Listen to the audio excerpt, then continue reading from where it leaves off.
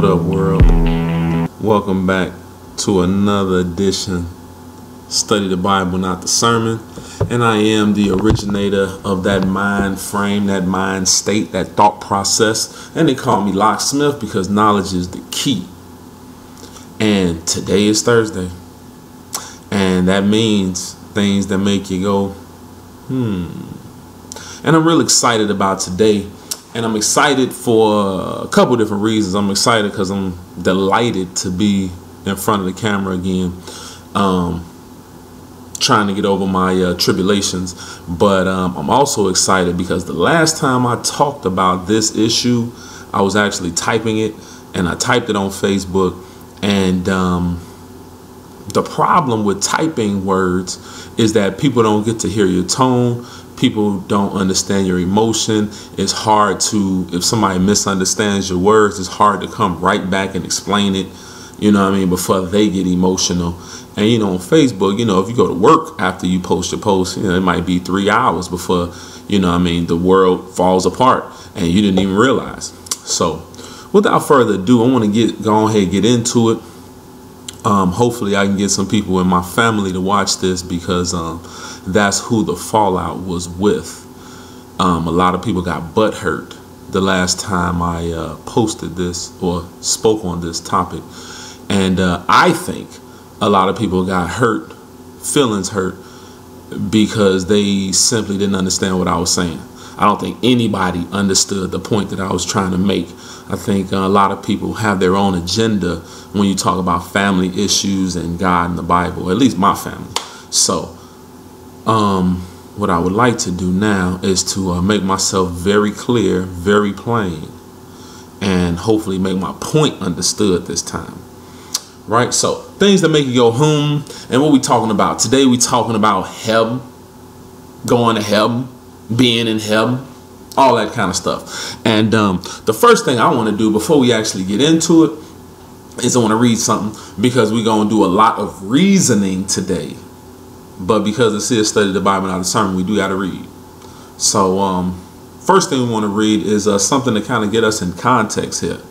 All right, get us in context. And the first place I want to read is Colossians. And that should be Colossians chapter 2. Get my book here. Colossians chapter 2. And we're going to pick this up at verse 8. All right, Colossians 2 and verse 8. And my illustrious reader, when you get it, go ahead and read it. Beware lest any man spoil you through philosophy and vain deceit. So Paul is saying beware. I don't think very many Christians take warnings well from the Bible. But Paul is here telling us beware and let somebody spoil you through philosophy. All right. And vain deceit. That means somebody's deceiving you. And I'll just give you the hint right now. People dying and going to heaven, that's a philosophy. That's a vain deceit. And Paul is telling us to beware of that. Go ahead, pick it up, bro. The tradition of men after the rudiments of the world and not after Christ. So you don't want to be spoiled after the traditions of men, after the rudiments of the world, and not after Christ. Okay? And the reason I say it like that is because it is not possible for you to go into the Bible and find somewhere where Jesus said, I am going to take you to heaven. Nowhere. You can find a lot of places where it kind of sounds like he's saying that, and it's kind of easy to infer that that's what he's probably saying, and you can take a guess and all of that kind of stuff, but you can't find anywhere where any prophet or any apostle says that he is going to take you to heaven. Nowhere. Right? And if you think it's in there, go ahead, find that, leave that in the comments, and I'm gonna put some money on it. You know what I'm saying? I give you 20 bucks, right? My teacher likes to bet 100, but you know what I'm saying, you know, I'm hurting. So I got that hot dub for you. Come on with it. Right? So now, on that note, we want to be not after the rudiments of the world. All right, so now what I want to do now is to reason. Let us reason together, saith the Lord. All right. Now, how often you been to a funeral or a wake and they say, hey, this is a godly person, and oh no, not the person in the box is godly, because it really doesn't matter if you godly or not. the person who's supposed to be godly in the room, the minister, says, hey, this dude not dead. He made the transition, right? And so I like to be personal with it, and I think that's where the pushback came from, is because I got personal. I was just not talking about random people that I did, but I want to talk about people in my family that I did. All right? I have an uncle that died several years ago, and I like to think that my uncle loved me a lot. And I actually got my uncle to stop eating pork and start keeping the laws of God before he succumbed to cancer. And I pray the Lord's mercy over his life. I also had a grandmother that died while I was in college. And yeah, it was terrible to get that phone call. And what I would like to do is to reason with the people here. All right. Heaven is supposed to be a place of tranquility, regardless of what your religion is. Even if you're Muslim, right? Even if you're Hindu, right? Heaven is always supposed to be a place where tranquility reigns, right? And I want to read actually something about heaven, right? Let's flip over to Revelation chapter 21, and let's just read one verse real quick about heaven. Yeah, let's go to Revelation chapter 21, and we want to pick this up at verse 4. Revelation 21 and 4. When you get it, read it. Go ahead and read that. And God shall wipe away all tears from their eyes, and there shall be no more death. Okay.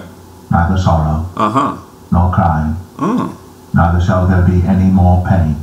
Why? For the former things are passed away. So that's real important. Okay, you can start at verse 1 and let you know that this is heaven, this is the Father's kingdom, okay? And he's saying that all of the former things are passed away. No more crying, no more tears. What else he say? No more death, no more sorrow. So I want you to remember that. Sorrow, death, tears. All of those things are supposed to be non-existent by the time you get with God in heaven. Okay? Now, I want you to keep that in mind as I talk. Keep that in mind as I speak.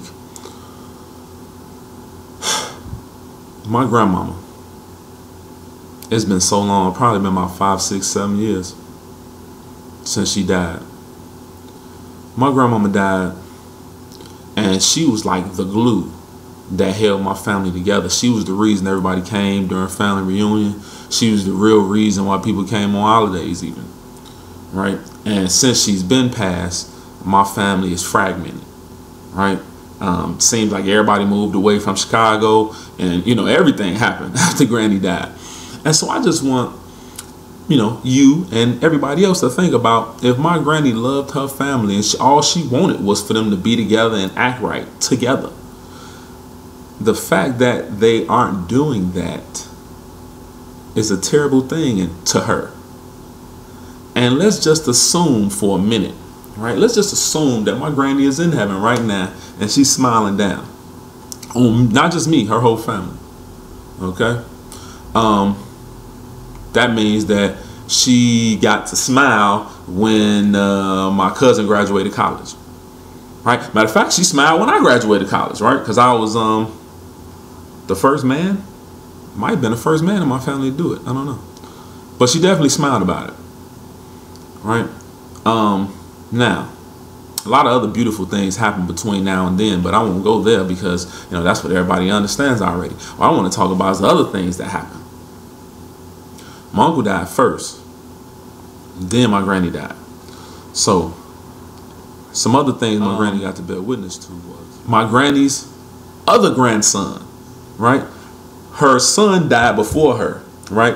That son had a son, right? My granny's grandson, my cousin, currently in jail. He just got transferred from Cook County to some state facility, I don't know. And I mean, I don't know, because we wasn't never close like that. I mean, we cool, and if he showed up, you know, I'd let him in and kick it with him, but like, we wasn't close like that. But Granny sure loved him. And I don't know how long he's doing, if it's 10 years, 20 years, I don't recall right now, but guaranteed my granny, if she's looking down and she sees that, terrible news. Terrible news. And she would cry and be sorry just knowing what I know. And I'm sitting here telling you that I don't really know the details of anything. So only God knows what's happening to him inside of those walls. Right?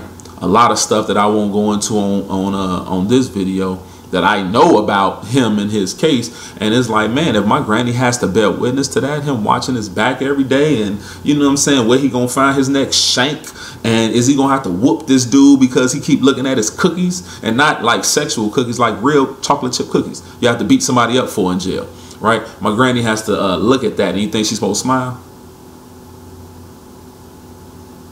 I just want you to know you're making God into a liar, saying that my granny is looking down smiling, because she ain't smiling, because ain't nothing good happening down here. And when I say nothing, it's probably something good, right? Because my mama's still doing her thing. A couple of aunties still doing their thing. But a couple of other aunties that's struggling. Struggle bus. There's people in my family that were in relationships and got hurt. A couple of them got slapped up. A couple of them just got pregnant and cheated on. And my granny got to bear witness to that. Her grandkids. Some of them her great grandkids. Right? Supposed to be the happiness of your life. But nah. She gets to bear witness to the pain. Right? Somebody like me. Fresh out the relationship. Painful. Boy, I hope granny didn't have to bear witness to that, boy, because I wouldn't even want my granny to see some of the stuff I've been going through the last few weeks. Bad enough I had to tell my mama. So I'm just saying, you know. Switch over to my uncle now. You know, my uncle had a bunch of kids. I think he had 6, from what I can count, what I remember. Yeah, 6. No, 7. 7. He had 7 kids. And, you know, he was the man of the house. Breadwinner, all that stuff. He did some terrible things wrong, but for all intents and purposes, he was daddy. And he died of cancer, lung cancer, smoke squares. And, you know, if he went to heaven, then at his funeral, he got to bear witness to all 7 of his kids and his mama crying over his casket. And even some people that he had did wrong in his life that became bigger people and came to the funeral just to pay their respects and were also crying. He had to bear witness to that. And that must have been a lovely thing, right? God must have just hit him on the shoulder like, boy, chill. Boy, you good. Boy, you in heaven, boy. That's what happened, right? Because that's what you saying is happening. After my uncle went to the cemetery and everybody else went on about their life, several of his children have children. You know, they live in other states, and I haven't kicked it with them in a while, but I mean, none of them have posted mansions and Lamborghinis on Facebook. I do from time to time hear people's struggles and, you know, the stuff of average everyday life. Some of them live in Chicago, and you know stuff that happened in Chicago. Y'all watch the news. It happens to them too. People run up in your crib, whatever, whatever, whatever. And it's like, man, my uncle has got to bear witness to that? Jesus, no, don't make him have to bear witness to that, because he can't even come defend his daughter. And my uncle was one of them dudes, boy. You ain't want to mess with him or nobody he was cool with. And that don't mean nothing now. Right? And not only that, he has to bear witness to it if he's in heaven, because he sees everything. You know what I'm saying? All the single ladies can understand that, probably. All these random dudes that's playing with your mind and playing with your heart, your daddy that's in heaven that loves you got to bear witness to that, and somehow don't cry. Somehow no pain. That's the former stuff. He's not supposed to have to worry about that no more. Feel me? And you know, like I said, this was just you know, a lot of people in my family had feelings about my uncle and about my granny, and they let that overshadow what I was really saying. And this is what I'm really saying, is that when you go to heaven, you're not supposed to have to cry no more. And if you're looking down on anything that's happening in this earth, you gonna freaking cry. Right? So, you know, just kind of remember that.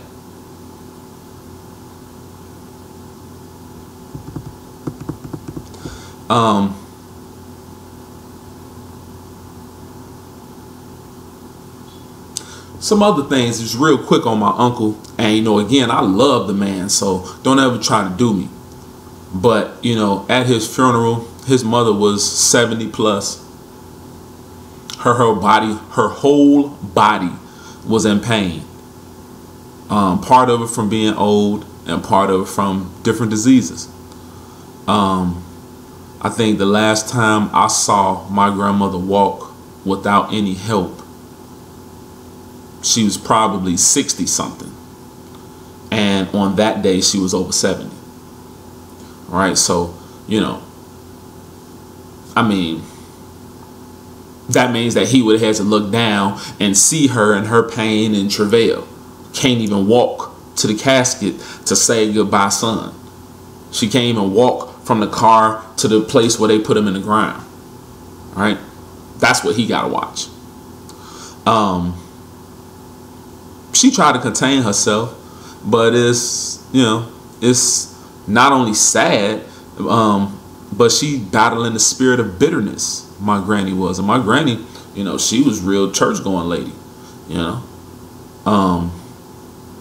probably one of the most religious people I ever saw. And I ain't gonna really get into the religious thing, but I'm saying that to say that she really believed in God. She read the Bible a lot, and she was bitter. And I heard her say it out of her mouth that she was bitter because she bared 9 children and she had 4 sons, and every single one of her sons had been taken away from her. So I'm talking about this last uncle. We're not even going to talk about the uncle that died in the 80s when he was 9 years old, and that little boy is supposed to be in heaven smiling down on all of these terrible things happening. Right? But she all of her sons had been taken away from her, and she always thought that her sons would sing at her funeral, but instead, one after another, she had to watch their lifeless bodies lowered into the earth. Right? And just on a side note, this particular uncle, only one that lived past 40. Right? So we talking about heartbreak. So 3 of her sons is in heaven looking down at her, crying over the last one. Right? And I said 4 sons because she got one that's still alive, but I don't think he used to come around very much and holler at her. So that's why she still said it that way. All right. So, you know, last thing on my uncle. Then next pew over from his mama, he get to see his oldest son. Frustrated because he lost his father when he was 8 years old. Father came back into his life about 10 years later, only to lose him for good 9 years after that. Right? The pressure of the funeral arrangements, I remember cuz saying that had him completely stressed out because nobody explained to him how to take care of these things. Right? And what that really is an accusation to the man in the box. And that's okay, in my opinion. You know, my dad didn't teach me nothing either. But that accusation, if we're going off the idea that the man in the box is in heaven smiling down, then that means he gets to smile down at his son that he didn't teach how to take care of these things and witness his stress. And woo, I mean, I'm not saying my uncle would have cried at that, but I'm just saying, boy, sorrows.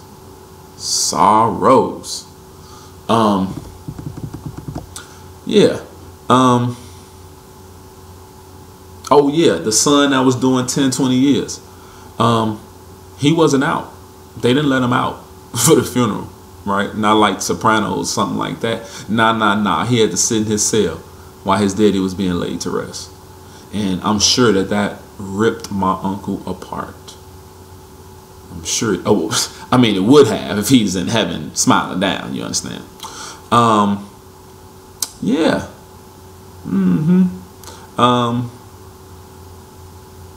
You know, all the other countless things that happen to African Americans in America, assault, you know, getting jumped, raped, you know,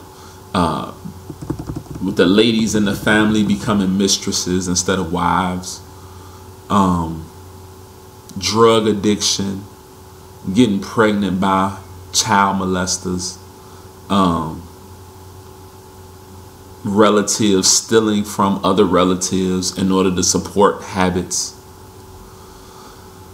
You know, all that kind of stuff, right? Just not exactly the picture that I would want to see while I'm smiling down, all right?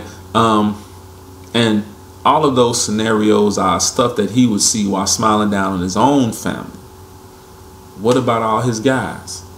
What about his childhood friends? What about my granny's childhood friends who chose to stay on the wrong path, who still stuck on stupid, or, you know, not stuck on stupid, just having a hard time, right? I've only talked about, technically, I've only talked about 10 people in this video that they would have to look at. You know what I'm saying? I mean, my uncle was a big guy.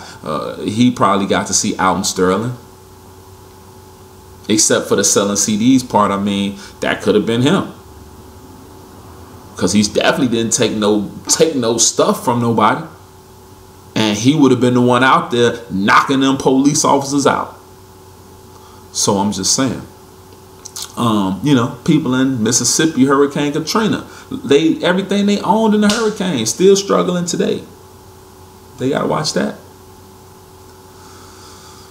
Oh man, I say in the name of Jesus, this is no smiling matter. This is no laughing matter. All right, go check Matthew 24, verse 7 and 8, where Jesus talk about the beginning of sorrows, the famines and the pestilences and the nations rising against nation. Everybody who died got to bear witness to this beginning of sorrows, but I thought there was no sorrows in the kingdom.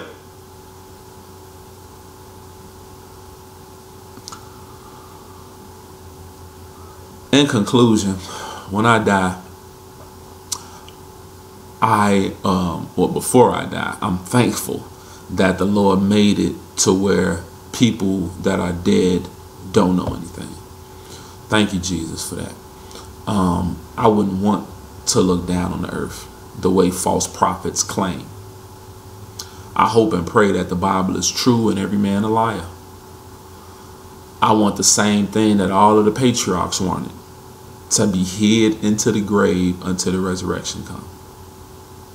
Right? I'm going to read a couple quick scriptures and then we're going to get on up out of here just to drive my point home. All right. First one we're going to go to is Zephaniah chapter 2.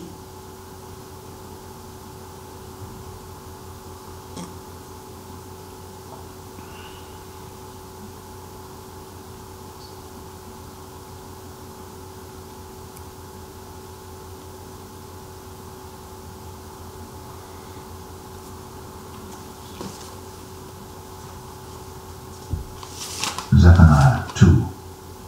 Gather yourselves together, yea, gather together, O nation not desired. Before the decree bring forth, before the day pass as the chaff, before the fierce anger of the Lord come upon you, before the day of the Lord's anger come upon you.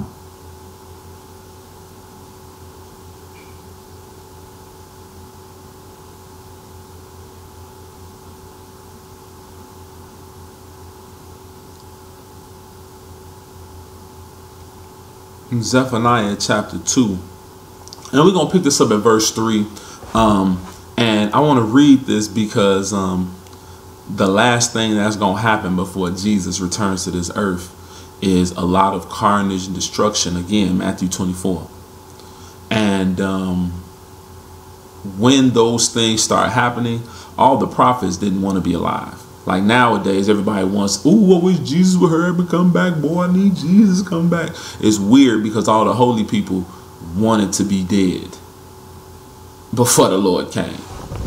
I know you've never heard that before. That's why I'm telling you. I know you never heard it before. That's why I'm telling you. So let's go to Zephaniah chapter 2 and verse 3. And when you get it, go ahead and read it. Seek ye the Lord, all ye meek of the earth, which have wrought his judgment. Seek righteousness, seek meekness. It may be ye shall be hid in the day of the Lord's anger. So he's saying seek righteousness and meekness so that you may be hid in the day of the Lord's anger. Matthew 24, that's talking about when the Lord is just about done being angry and getting ready to let it ride on y'all. And Zephaniah is saying, if you do righteousness, then the Lord will hide you in the day of his anger. All right. Let's flip over to another quote unquote minor prophet Habakkuk. Yeah, we're going to do Habakkuk chapter 3. Now, I want you to read this from the beginning on your own. And this, if you read it, it sounds a lot like the book of Revelation because we're talking about end time prophecies. But for right now, for the sake of time, we just want to read verse 16. What did I say? Habakkuk 3. And let's read verse 16. And when you get it, go ahead and read it. When I heard, my belly trembled. My lips quivered at the voice. Rottenness entered into my bones. So remember, you're reading this from the beginning, and from the beginning, as all of the carnage that's in Revelation is the same stuff that Habakkuk is witnessing. And so when he heard the stuff that Jesus was going to do when he returned, it said his belly trembled, his lips quivered. That means he's scared. Rottenness entered into his bones. Right? Go ahead and finish that. And trembled in myself. That I might rest in the day of trouble. So that he might rest in the day of trouble. And he don't mean going to sleep, because it's the day of trouble. Ain't no sleep. He talking about rest being dead. Go on here. Come on with it. When he cometh up unto the people, he will invade them with his troops. Now, I just want to finish that verse. Be sure to go check your New Testament, because that's definitely Jesus he talking about that's going to invade with the troops. Right? When was the last time you heard a preacher say that Jesus is going to invade this earth? A lot of hmms this Thursday. All right, one more thing. Let's go to the patriarch, the prophet Job. Yeah, let's do Job chapter 14. And the prophet Job, we all know that he went through some stuff, right? The patience of Job. We saw all this, he didn't see, but all his children died, all his life, livelihood, everything was taken from him. He endured and it was restored to him. So the reason I want to contextualize Job is because by the time we get to chapter 14, everything has been taken away from him. And then he begins to talk about the coming of the Lord again.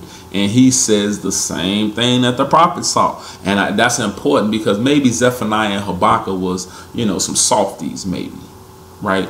But the prophet Job, again, everything was taken from him. He refused to curse God because of it. But when he got to talking about this thing, he changed his tune, right? Job chapter 14. Let's kick it off at verse 10. Hey, when you get it, go ahead and read it. Come on with it. But man dieth and wasteth away, yea, man giveth up the ghost. And where is he? So man dieth and wasteth away. And it says, when he give up the ghost, where is he? Right? Now, you would think if you ask modern day Christians, he's in heaven. What you talking about? No. That's why he's asking the question. He's not asking the question because he doesn't know. He's asking the question because he's getting ready to tell you. All right, come on with it. Is failed from the sea, and the flood decayeth and drieth up. So man lieth down and riseth not. What? Till the heavens be no more. Wait a minute. Man lieth down and don't rise till the heavens be no more. When was the last time you heard your false prophet tell you that you ain't gonna come up out of your death until the heavens be no more? What does that even mean? Maybe you should go back to Matthew 24 and read it again. Because by the time Jesus get here, the heavens will be no more. No more sun. Yeah, if you didn't know that, you need to go fire your false prophet. But I digress. Come on with it, man. They shall not awake, nor be raised out of their sleep. What? Oh, that thou wouldst hide me in the grave. Say what? That thou wouldst keep me secret. When? Until thy wrath be past. What? That thou wouldst appoint me a set time and remember me. Hold on right there. So he's saying that hide me in the grave, right? Whoever talks about being hidden in the grave, usually when you die, your spirit, poof, pop up out of you. He's saying, keep me secret.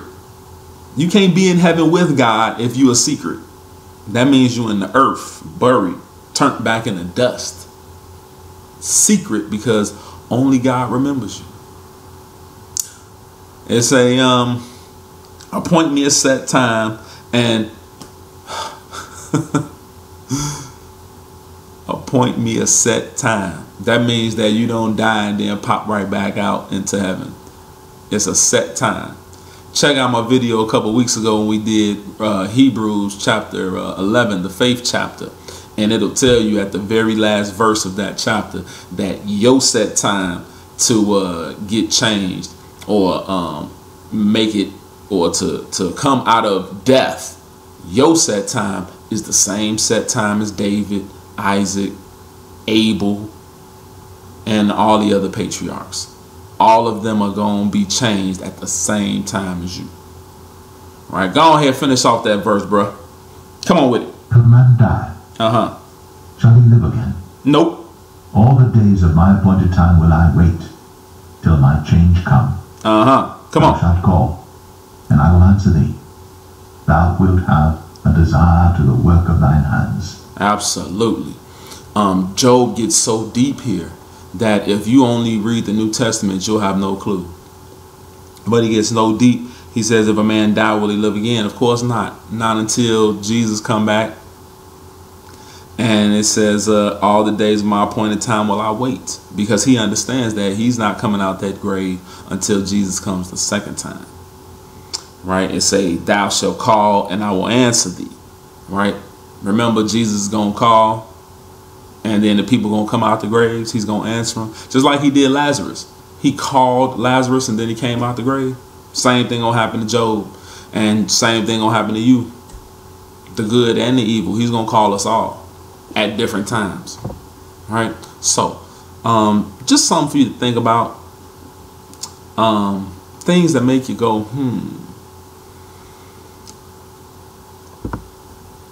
Don't forget to like, comment, subscribe, share. I would love to hear comments because I know a lot of people got a lot to say about it. Yeah, things that make you go, Locksmith 1.